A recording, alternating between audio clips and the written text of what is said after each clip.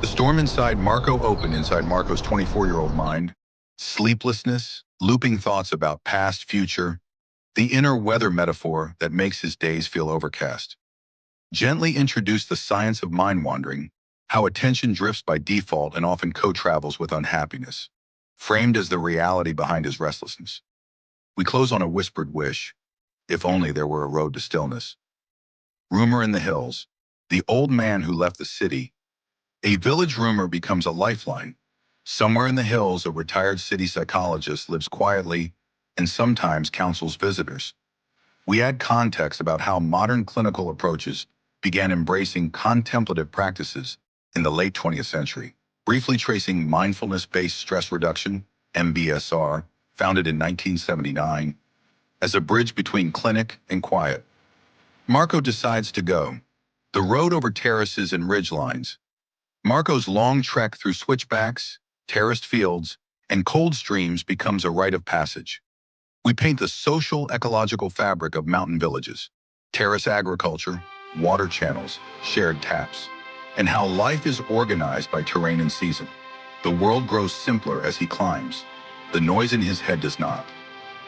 Arrival, a house under leaves, a man in silence. He reaches a vine-draped porch at dusk. The old man sits with eyes closed, radiating ease. In a few quiet lines, we glimpse his past. Crowded hospitals, stacked case reports, and the reason he moved. To strip life down to essentials and teach a handful of seekers when they knock.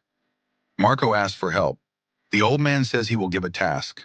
The brim-full glass. In the yard, the old man fills a glass to the lip and asks Marco to carry it to the village edge and back without spilling a drop. We foreshadow the lesson. Attention can be trained. What you hold steadily holds you steady.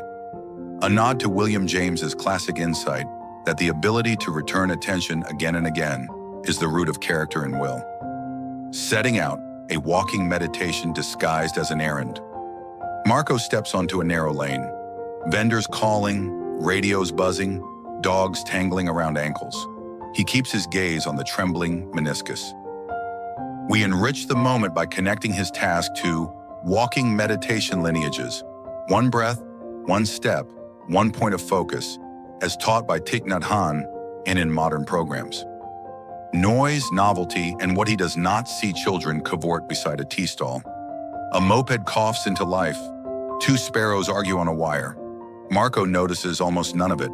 His whole mind is the glass. We braid in the psychology of inattentional blindness, the famous invisible gorilla paradigm, to foreshadow the teacher's questions. Intense focus filters the world. Return and reveal.